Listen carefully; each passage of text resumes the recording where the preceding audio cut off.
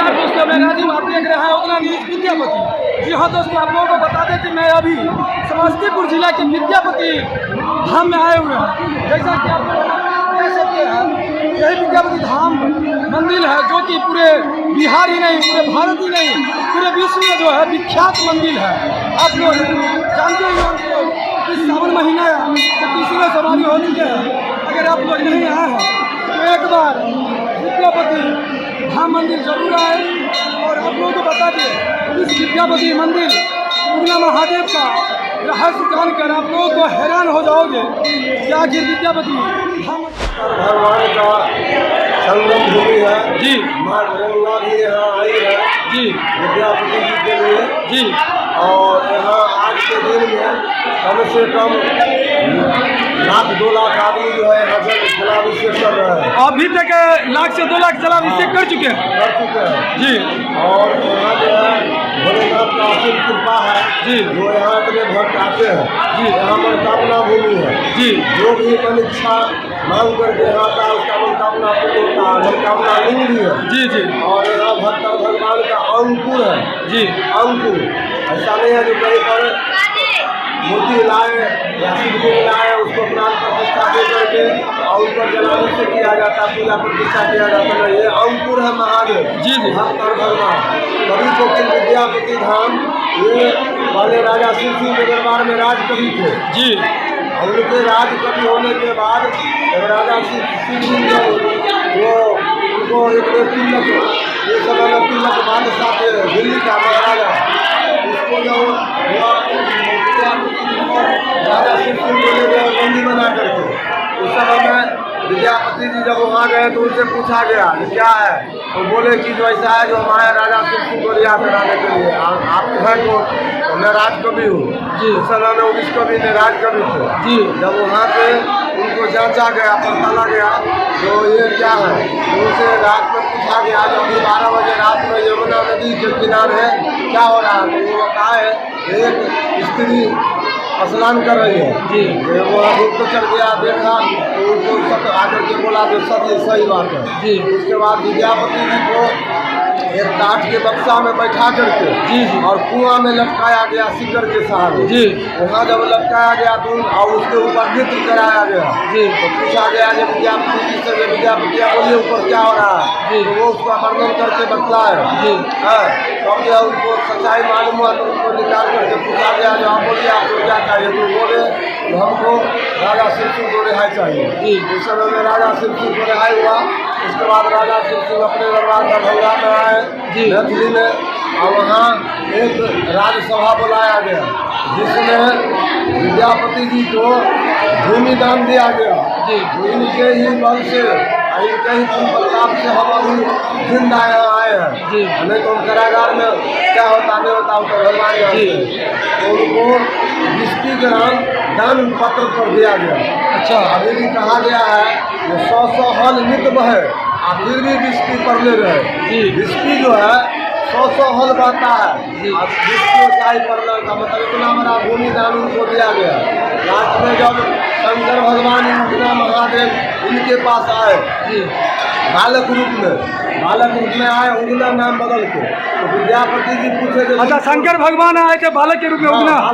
बालक रूप में उगना नाम धर के जी। तो कैलाश इनका भक्ति से डोल गया तो शंकर भगवान इनके पास आए जिनका नौकर शंकर भगवान हुए भक्त होंगे कितने बराबर जी। तो ये विद्यापति जी हमरे आपके जैसा मनुष्य थे लेकिन भगवान शंकर का परम भक्त थे जी।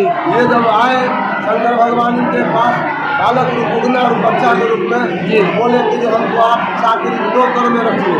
ये बोले कि हम क्या तुमसे काम करवाएंगे, ये बोले कि जो हमारा जो है आपका पूजा पाठ का बेलपत्र फूल भांग खजूर ये सब ला करके आपको देंगे और आपके यहाँ नौकरी करेंगे।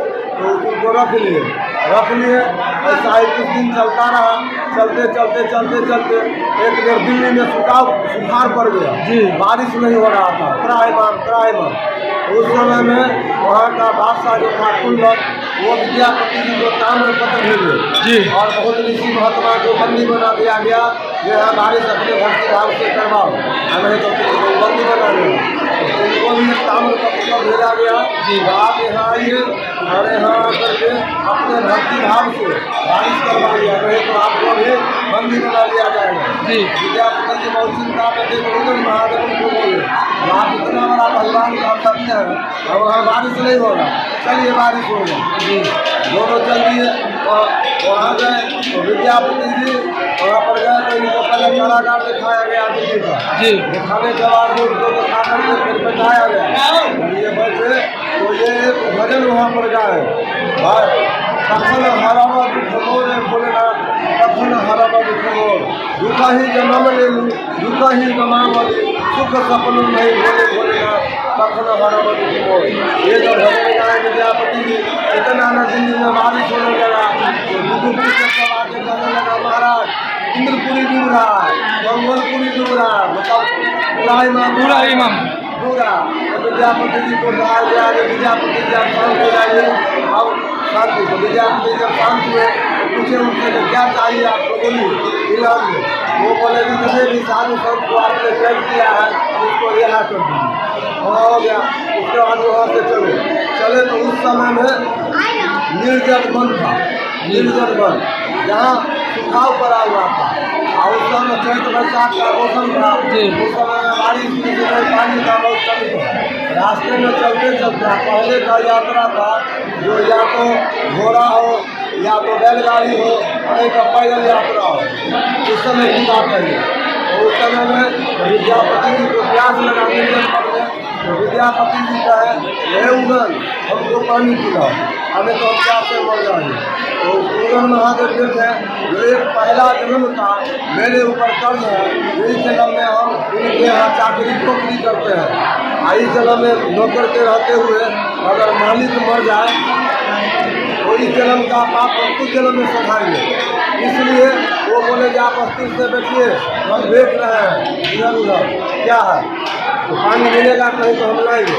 वो एक वृक्ष के नीचे गए और छुप करके अपना असली रूप में आए, शंकर रूप में, और जटा को खोले, जटा से गंगा जल भर लिए कमंडल में, फिर बालक रूप उगना नाम बदल के फिर आए उनको जल दिए। तो जब दिए तो विद्यापति जी नित्य दिन पूजा करते थे तो पहले चन्नामृत गंगा जल को चन्नामृत पीते थे पूजा के उपरांत।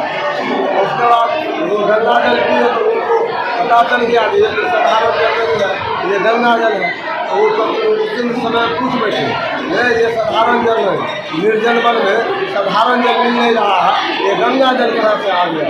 वो छुपाए, एक राही जा रहा था गंगा स्नान करके उससे मांग लिए, वो बोले जो मैं तो रास्ते में बैठा हूँ, यहाँ से नहीं घर से कोई आया नहीं घर से कोई गया है, तो ये गंगा जल कहाँ से आया, तुम अपना ये भेद बताओ जल का, नहीं तो हम नहीं पिएंगे अपराध हट गए। तो उनसे सत हुआ, सत क्या हुआ जो हम और आप दो आदमी इस राज को जानेंगे, तीसरा अगर जान गया उसी दिन आपके साथ हम विलीन हो जाएंगे, आपके साथ हम नहीं रहेंगे। वो नहीं जानते थे कि महादेव है, वो कहे ठीक है सत हो गया।